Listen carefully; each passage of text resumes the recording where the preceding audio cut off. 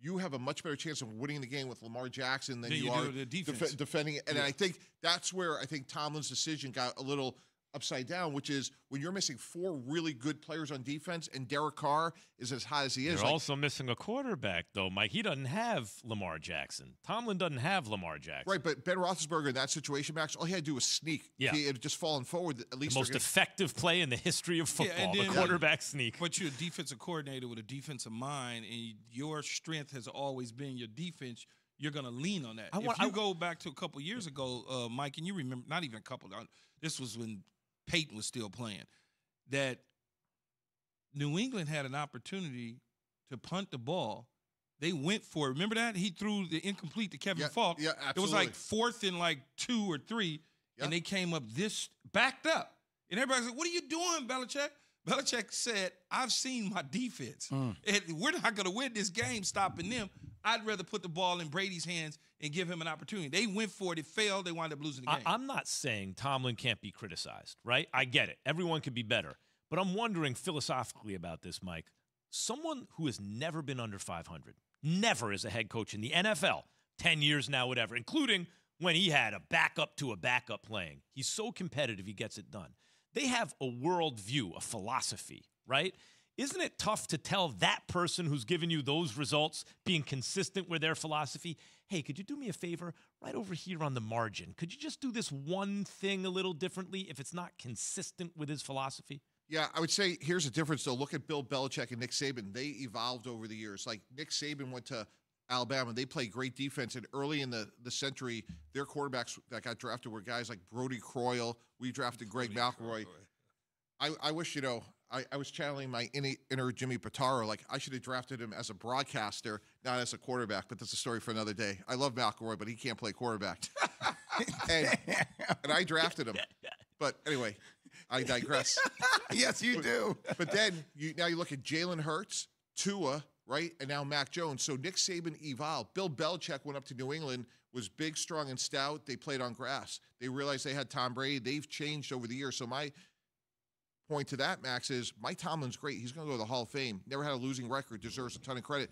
That doesn't mean you still can't learn and evolve. So, Mike T, so what are the next steps to the evolution for Mike Tomlin? Like, where would you go from here? Yeah, Jay, well, let me give you a great example. Like, as Greedy would say to me, here's some sneaky big news. Like, here's Mike Vrabel, who I think managed the situation unbelievably well, guys. So, Tennessee, they're down 7 points with 4 minutes and 13 seconds to go. They move the ball 68 yards and score. But more importantly, guys, they take 3 minutes and 44 seconds. And in that drive, it was a 12-play drive. It was 8 passes, and they ran the ball 4 times. Now, it's easy to do it when you have Derrick Henry. But the point is, they gave the ball back to Russell Wilson. He only had 24 seconds left, and that's why the game went into overtime. So to answer your question, Jay Will, like Mike Vrabel, good coach. I think he's still learning his way. That's outstanding clock management. And again, you compare that with Mike Tomlin, who has a half a yard to go with a 6'5" quarterback who all he has to do is sneak it. That, to me, is an area where they could get better. Sounds like a fair point to me. When we could even get into that Seahawks game with Russell Wilson, because that was a shocker to me. The fact that the Titans were able to go in there and right the ship on the road against a team who can put up a lot of points with that Titans defense. A lot of people don't realize Seattle loses a lot of games at home. People don't realize that. Yeah. They will drop 2 games a year in the conference at home. Well, they had a ton of penalties too. I think they had like 100+ yards. They always always drop games. Yeah. I've gone to Seattle many times in my career and have won. A lot of people think that it's like, it did seem for a while like the Rams would always win in Seattle, and Seattle would always win in LA. Or Arizona goes to Seattle and wins. I got a question for you guys. In any sport, basketball, hockey, baseball, do you guys ever remember a division so good as the NFC West this year? No. Like this could be historically great. Like you could make an argument any of those 4 teams can win the Super Bowl this year. Kyle Murray, that defense is playing well. Jimmy G, if that defense gets healthy, the Rams with Stafford. It's the bizarro world NFC East, right? It's the exact opposite. I look at the NFC East. I know everyone's taking the Cowboys. I look at it and go, I'm taking the Eagles before the season started to finish 4th, but they could easily win the division. I took Arizona to finish 4th, but they could easily win the division, but because they're all excellent. And Kyle Murray may be the MVP of the league. Like that, like in any sport, I don't think I've ever remembered top to bottom 4 teams in their prime with 4 great like let's throw Jimmy G out, but who's the best quarterback in the division? It's probably Kyler Murray right now. And then, obviously, Russell Wilson, Kyler Murray, Matthew Stafford. Yeah, that's what I'm saying. Jimmy G. It's but I don't crazy. know about the Rams' defense yet, though. I know about two guys. I know about Jalen Ramsey and Aaron Donald. But collectively as a group, because I watch Indy kind of have their way with them a lot of the time, moving up and down the field. Indy was able to move the ball with no problem at all. And I know historically, since Sean McVay's been in L.A., when he had Wade Phillips and Brandon Staley as the defensive coordinators, they were at the top. But I don't know this year, man. We'll see.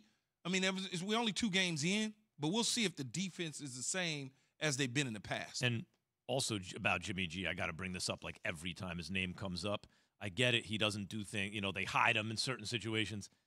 He wins 75% of his games for a team, because he's missed a lot of games, that loses 75% when he's not the quarterback. But do they really hide him, or is that just a narrative based on the 2 playoff games? Well, in that playoff run, yeah. In that playoff run. We saw those 2 playoff games, and they was like, no, you're but not throwing the big picture is he's good. Jimmy G's good. You know what's interesting? Well, we may agree with you, Max. If Kyle Shanahan was sitting right here with the 5th seat, he'd be like, he's not good enough. I just traded everything I've owned. Well, Trey Lance is a different level. But it could have been Mac Jones. But the point that's interesting about that, Jay, well, they gave up everything they had and 10% more to say, hey, because we don't think we could get to where we want to go. He's not good enough unless he hits that one pass. And then the whole, as Key would say, the narrative changes, right? Right, but it's amazing to me that Kyle Shanahan, who makes all those decisions, who develops quarterbacks, would sit here and say, no, he's not good enough, and we're going to move on from him.